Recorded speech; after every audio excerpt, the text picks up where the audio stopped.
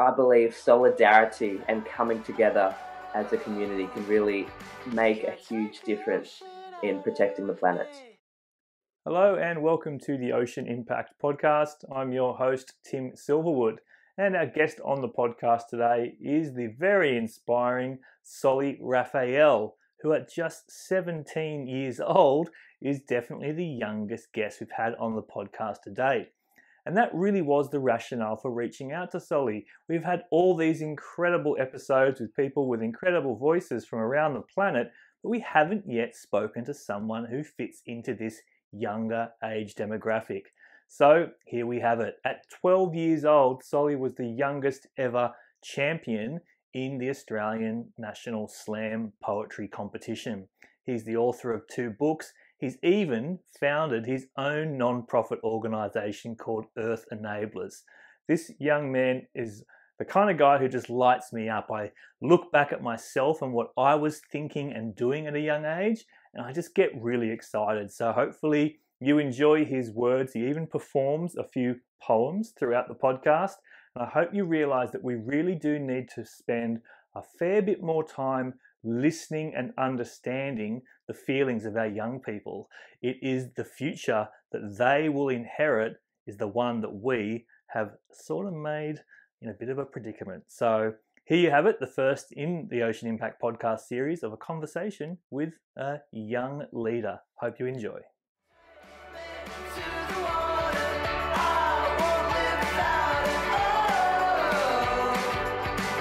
Take the ocean out of me.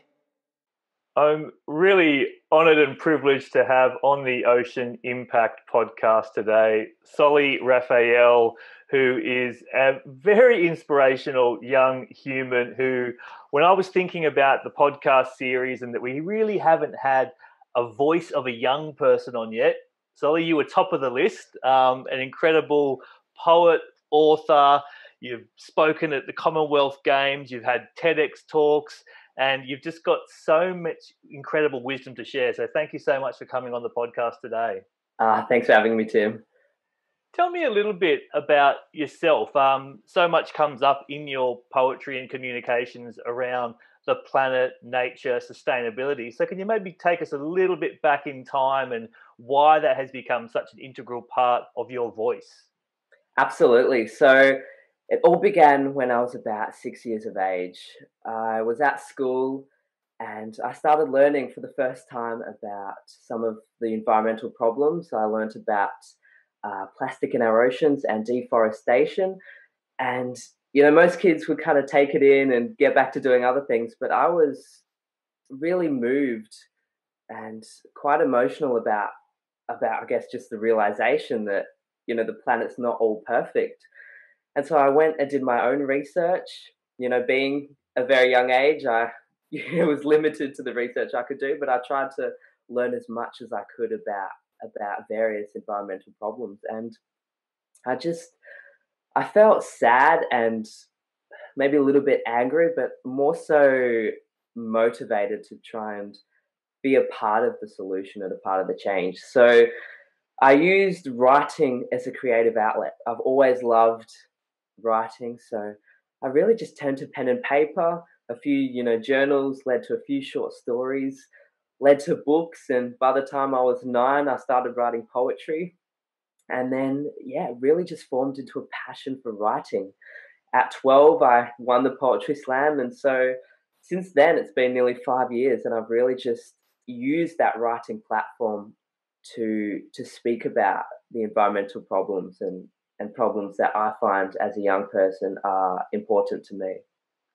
Yeah, and I'd love to dive a little bit further into that later on, into why this particular medium is so effective for you in, relaying your own concerns, but obviously inspiring the masses. But you did mention just then about slam poetry, and that at the age of 12, you were the youngest ever winner of the Australian slam poetry competition. So I'd love to just learn a little bit more about slam poetry, and maybe this could be a segue to you actually giving our listeners a glimpse at what slam poetry is by performing one of your pieces. Absolutely. So I was 12 and I got into a lot of rap and hip hop just as a fun, genre of music to listen to. And I was on YouTube, and whilst listening to, a bit of hip hop, I saw a slam poetry video pop up. I'd never heard of slam poetry before. I had been writing traditional poetry, but had never heard of slam poetry. So I clicked on it. I started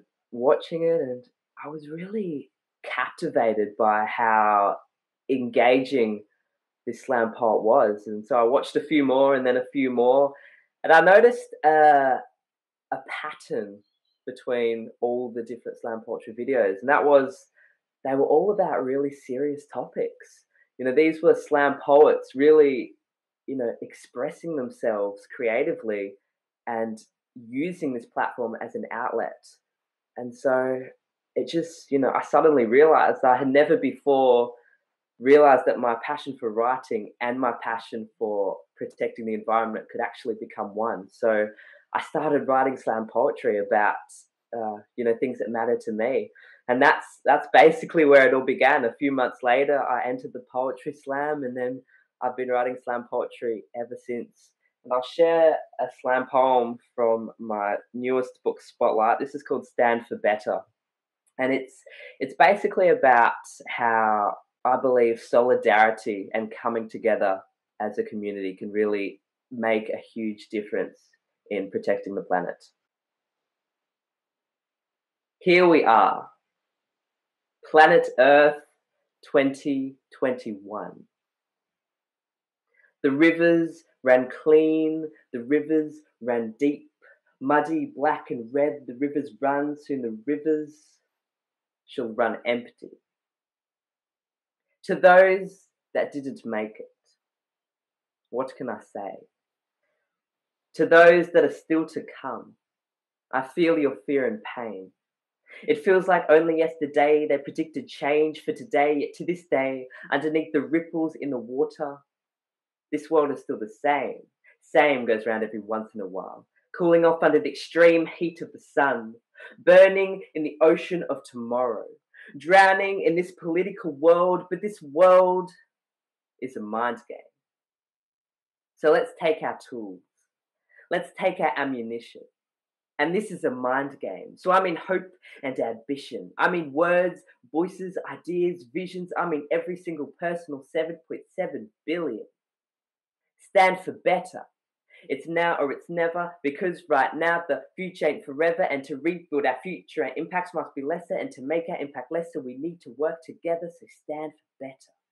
It's now or it's never, because right now the future ain't forever, and to rebuild our future, our impacts must be lesser, and to make our impacts lesser, we need to work together, so stand for better.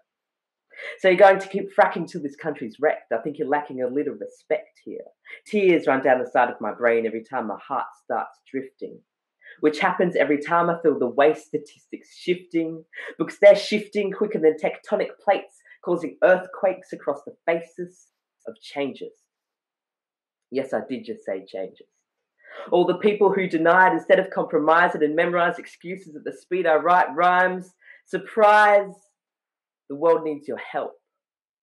That's why I'm here, blowing words through your ears, pleading you to stand. The world has gone too far. Stand.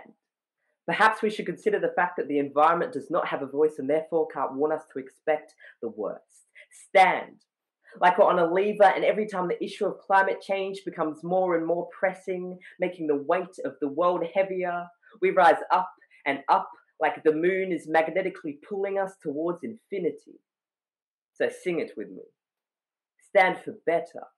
It's now or it's never, because right now the future ain't forever, and to rebuild our future, our impact must be lesser, and to make our impact lesser, we need to work together, so stand for better. It's now or it's never, because right now the future ain't forever, and to rebuild our future, our impacts must be lesser, and to make our impact lesser, we need to work together, so stand for better. That's fantastic. Thank you so much. If you're tuning into the video feed, you're going to see a big glaring smile across my face as I listen to your profound words. Thank you very much. Oh, thank you. So I really wanted to leverage, I suppose, off that to dive a little bit deeper into this big burning question that I had when planning for this podcast episode.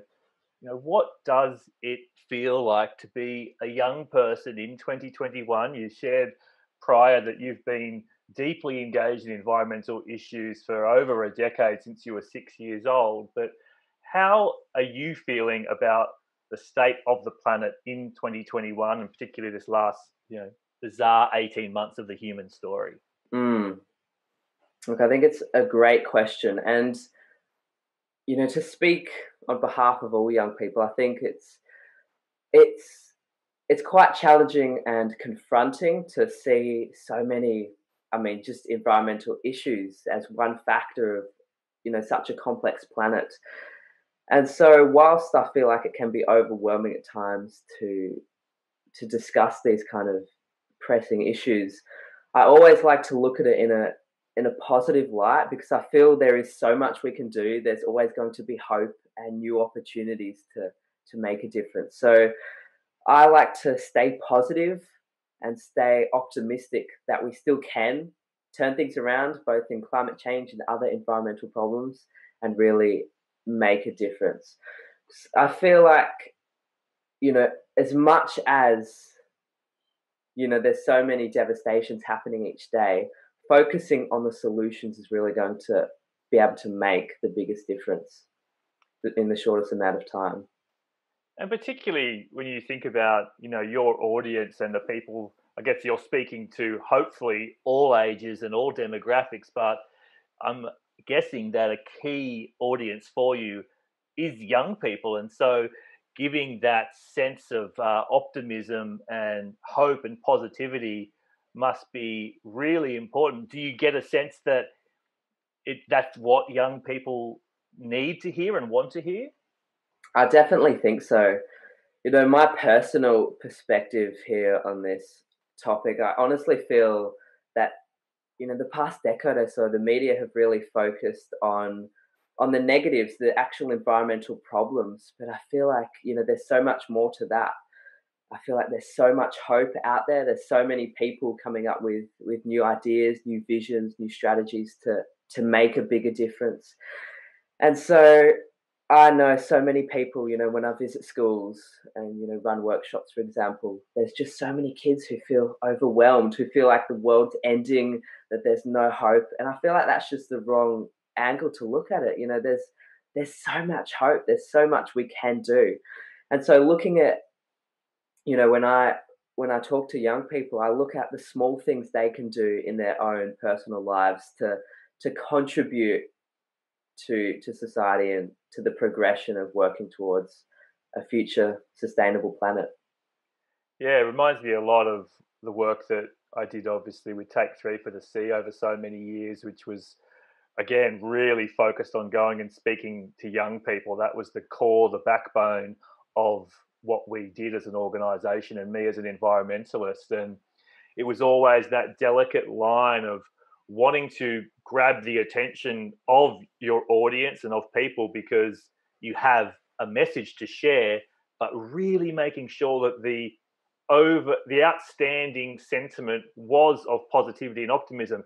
Here's a problem. Yes, it's bad, but there's something immediately you can do that is a solution. In this case, it was Take 3 for the Sea. It was look at your own relationship with plastics and single-use items and the waste that you generate, and be an advocate for a better way to do things. So what are some of those examples, perhaps, where you can go in and talk about an issue that might, on one hand, appear doom and gloom and quite dark, but to then be able to bring in those solutions or bring in that sense of positivity? Do you have some other examples that come to mind? Oh, I have heaps. One of the main, calls of actions I speak about, with young people is in their own homes, looking at all the different items that are either, made of toxic chemicals, or that are single use, or, items that could, potentially harm animals or the environment. And even in my own personal life, my mission is to become 100% sustainable, hopefully somewhere down the track. And every day I go through, my kitchen, my bathroom, my bedroom, and look at all the different items and see, maybe, one thing I can replace with a reusable and sustainable option. And so, I think it can feel like a small action, but, really summarizing, what items you use, what you buy at the shops, and trying to find a reusable option, maybe one reusable option a week, I find over a longer period of time, suddenly you're making a bigger difference. And I think that's where the motive is for me at the moment.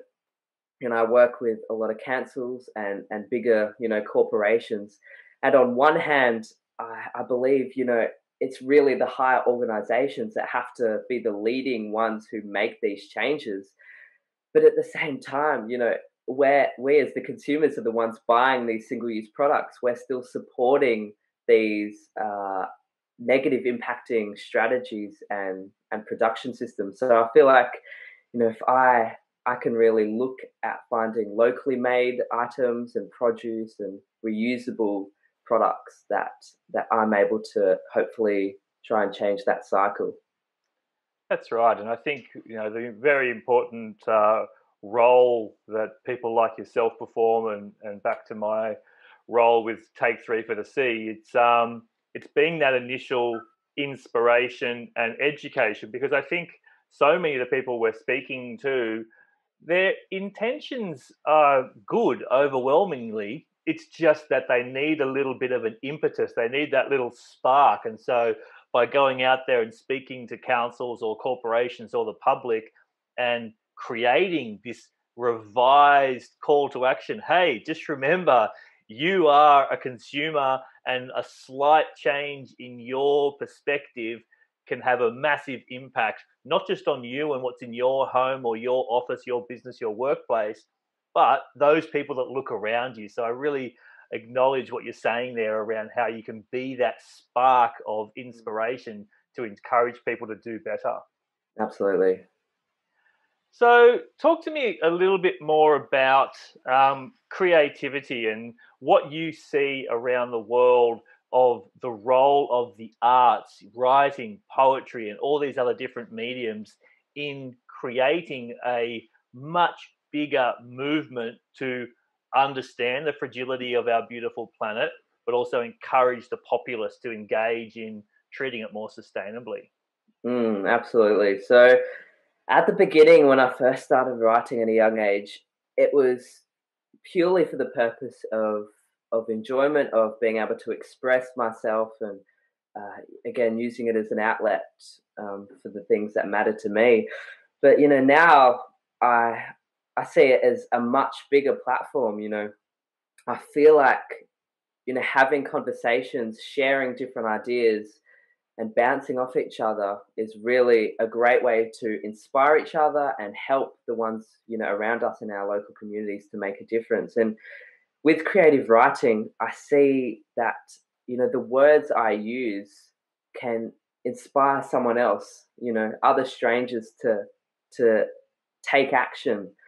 And I see that now as so powerful that me just expressing myself and writing words in a certain way can do that. So I look at creative writing and poetry in particular as such a powerful tool for really creating change. And that's something that really drives me every day to continue writing, writing books, writing poetry, and raising awareness for different topics, and hopefully inspiring more and more people. It was interesting when we were kind of having a chat before we started recording that I obviously knew you were a very accomplished young person at 16 years of age, but you actually started university last year, being one of the youngest ever university students in the country, I believe. Tell us a little bit about this foray into your tertiary studies and what you'd like to ultimately achieve through your academic focus. Absolutely. So, first of all, I've always loved learning. So, when I was looking at the options, university and looking for a higher education was definitely of interest to me. But I feel like that's one of the main things I focus on. I'm studying various different sciences. I studied psychology a little bit last year too. I mean, for me, I feel, as someone, with a voice in the media and who has these platforms, I want to learn as much as I can. I want to come into each day more experienced and more knowledgeable to be able to help others. So, going to university and I guess throughout my life, continually learning new things will help me help others and help myself to contribute to a better planet.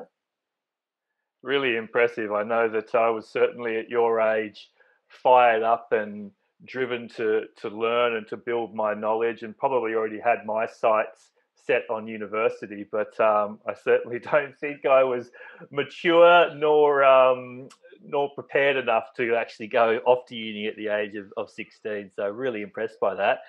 Another thing that is really impressive is that this year in 2021, you've chosen to establish your own charitable project, Earth Enablers. Now, I was 29 when I first started Take Three for the Sea. So again, and reflecting on just how young you are and the enormous task you've given yourself in establishing an organisation. Kudos to you, but maybe tell us a little bit about Earth Enablers and what the journey has been like in establishing your own non-profit organisation.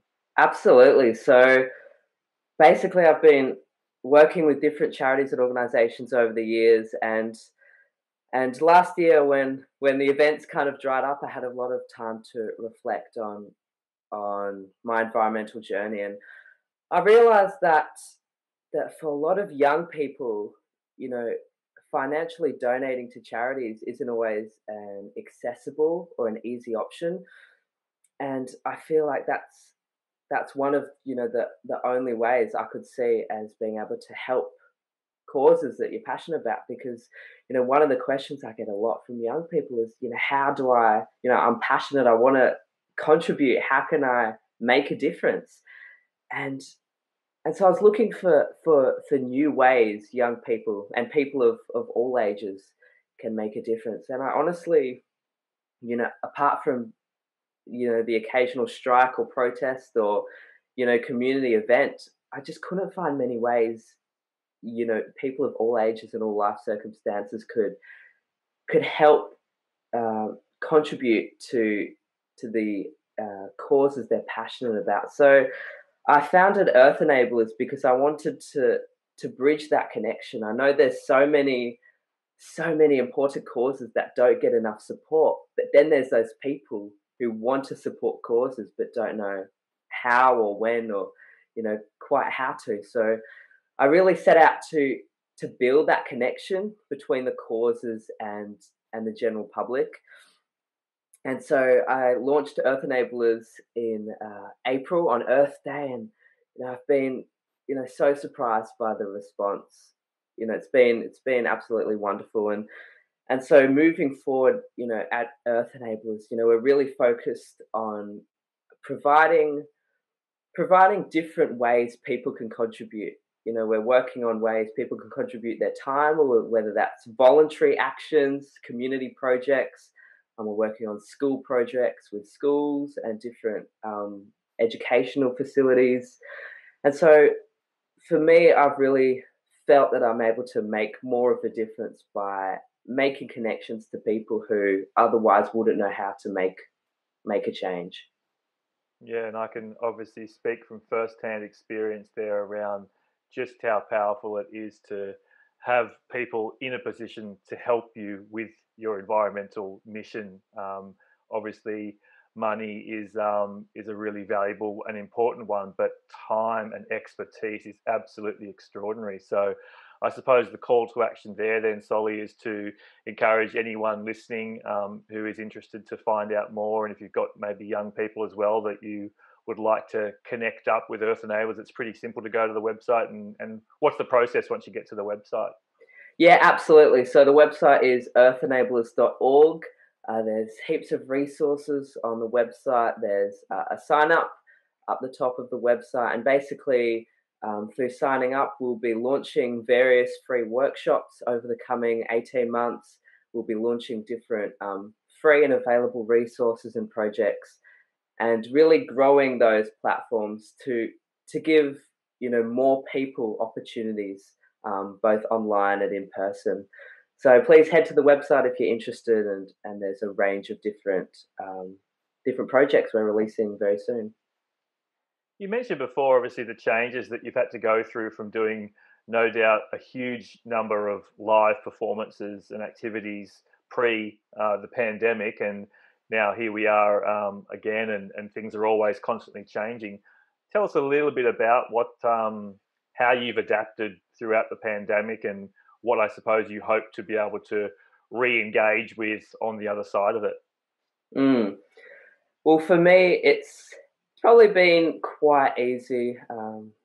I guess events were either cancelled or put online. So I've been able to adapt by bringing a lot of workshops, connecting with still schools and different various projects online, which has been good. Obviously, it's not, I guess, not quite as powerful being not face to face, or not having as many opportunities to reach people, but I've still tried to make the most of it. And yeah, I think it's been interesting to adapt. During COVID, I think so much has changed, and the way I discuss environmental issues has changed too. I feel like, as we discussed pre the chat, it's just convenience. It's always been something I've been aware of since a young age, but I don't think enough people are aware of exactly how convenience is really an environmental disaster, and convenience is basically choosing short-term solutions that cause long-term problems. And convenience is choosing options that are cheaper, easier, and more accessible. And as an example, as we were discussing, I think it's face masks.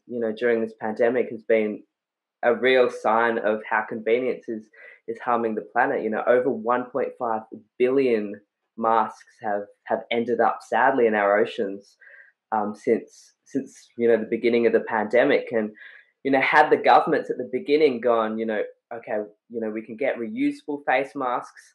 I know heaps of companies that produce face masks that are non-toxic, that are not made from microplastics. So I think it's back to convenience. It might not be quite as cheap or as accessible, but it's really focusing on the long-term problems, because if we keep each year focusing on those immediate problems that are right in front of us, then the long-term problems are only going to keep building. So true. And as someone who's worked so hard to create progress on the issue of single-use plastics and throwaway culture, to just have observed how humanity has seemingly regressed so much since the start of the pandemic is it could definitely put a dent in your motivation and your mindset. But I suppose, yeah, we really need to, again, back to that glass half full and positive approach, just try and instill in humankind that we cannot live the way we currently are on this planet. The evidence is so profound and so clear. So how do we create that fabric of a much larger segment of society and of corporate culture and of governments and authorities around the world to say, yeah, sure, we are going to have to be adaptable as a species. We're going to need to respond to these disruptive activities, particularly as the climate crisis unfolds. But we need to have a North Star, a benchmark that says we will not allow ourselves to make what appear to be just errors, right? I mean, creating so much more single-use plastics right at a time when we just had the clearest evidence that there's already far too much. It seems so counterintuitive, yet I suppose it also helped out a bit, right? This is one thing I've really found interesting of late, is that how can we have a conversation about a world without single-use plastics when we've just endured a 18-month pandemic where single-use plastic really did suddenly become very important from a from a health and sanitation perspective. So it's a Mm. really tricky one. But this is where I think, from my perspective, it has to be about innovation and always striving to do better, because there could have been a resurgence in face masks that served a purpose, just like the single-use ones, of which you said 1.5 billion have ended up in the ocean, but didn't have the negative consequences attached to them. So there's opportunities out there for innovators and entrepreneurs to say, you know what, I can solve that problem with a much lesser impact on the planet and people. Yeah, I completely agree.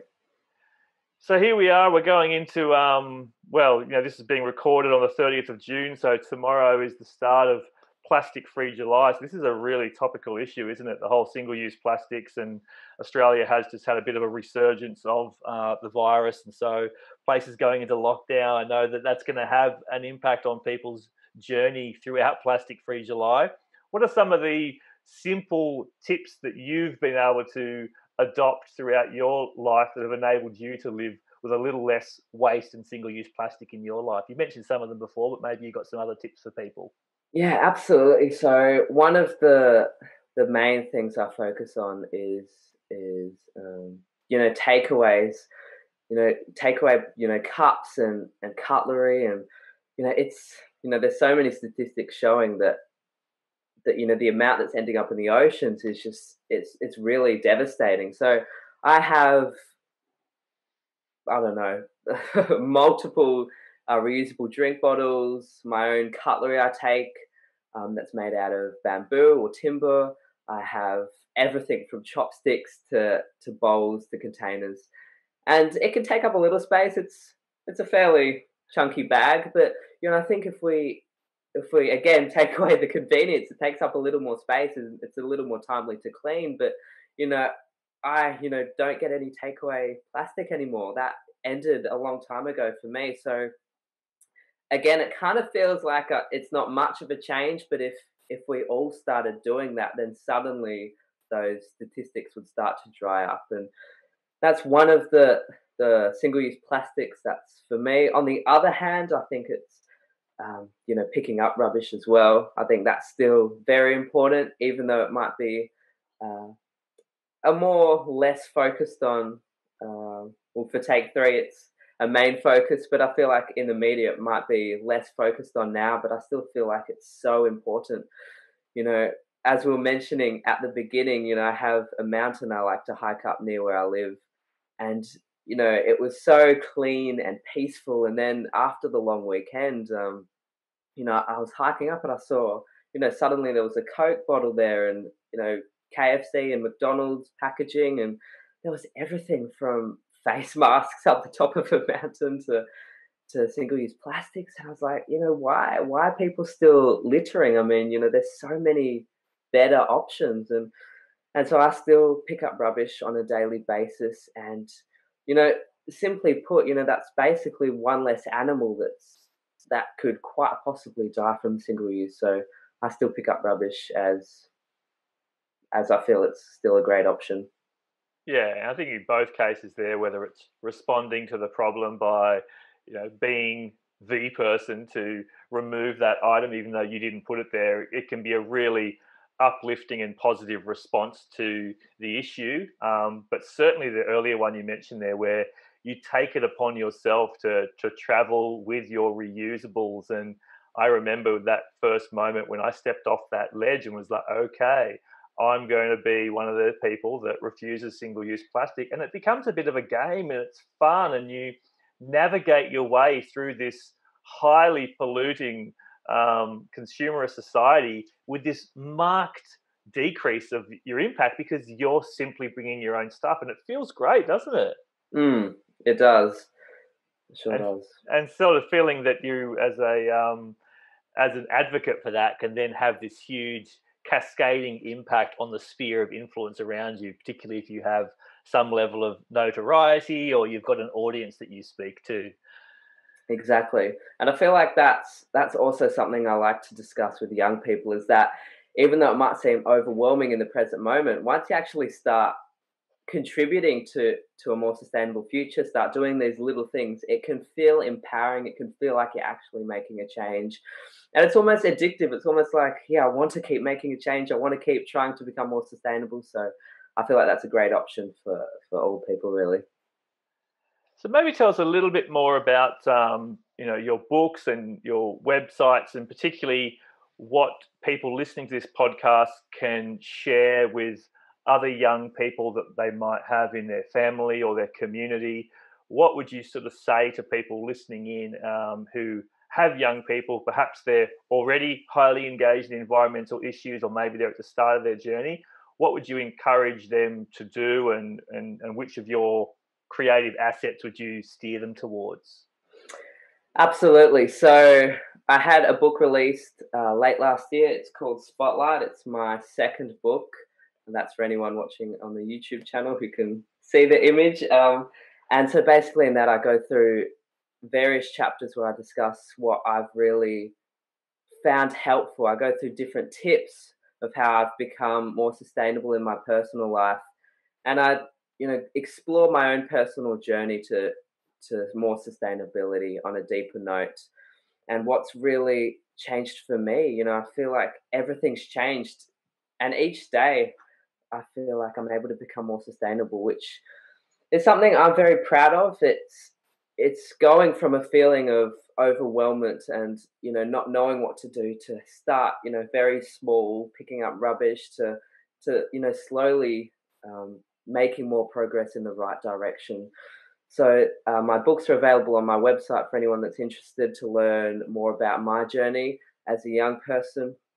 And that's something, again, with Earth Enablers that I was really passionate to make a difference in.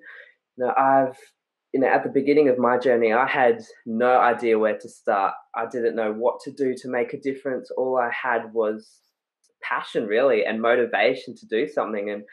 And starting off with setting up a garden, growing my own produce, which has been great over the years, to picking up rubbish. And I feel like it's starting small can really be more empowering than people might realize. And so I really wanted to give back and make it easier for other young people who want to dive straight into making a big difference with Earth Enablers. And so for people, again, who want to learn more, on my website, soliraphael.com.au, I have my books and my full story as to how I got to where I am today. Awesome. Well, there you go. You've been told, people.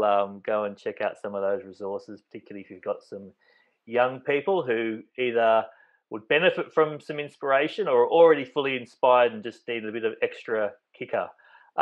Before we close out the chat today, if you're up for it, I'd love perhaps for you to perform another one of your poetry pieces if you've got one to hand. Absolutely.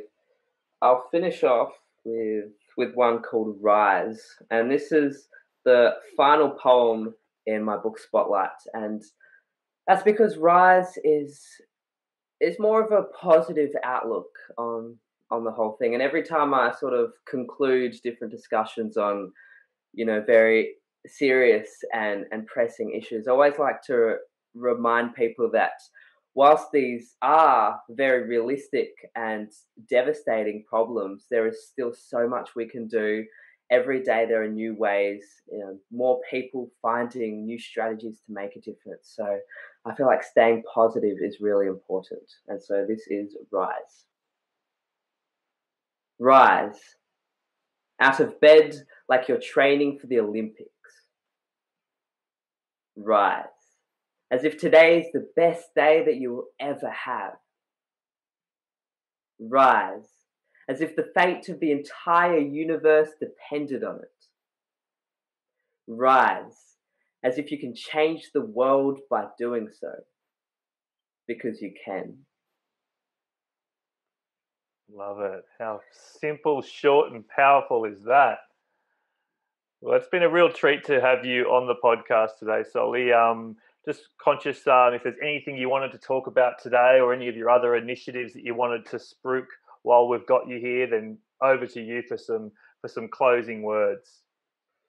Sure. Well, again, thank you so much for having me. It's been great to chat. And really just connect with other people who share the same sort of passions. I feel like it's having these conversations that can really make a difference, and I feel very inspired every day that I've been able to inspire and motivate so many people, especially young people, to make a difference. But every day I wake up and think, if I can just inspire one more person to take action and try and become more sustainable in their own personal life, then I've had a positive impact on society, and that's really what I like to leave.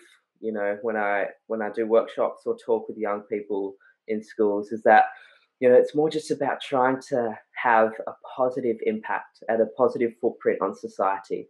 And if we all focused on that, I feel that the world would be a much more equal and sustainable place. Yeah, well, you are certainly achieving a lot, and I look forward to following the remainder of your journey. And thank you so much again for joining us on the podcast today. Keep up the great work. Yeah, thanks, Tim. Thank you.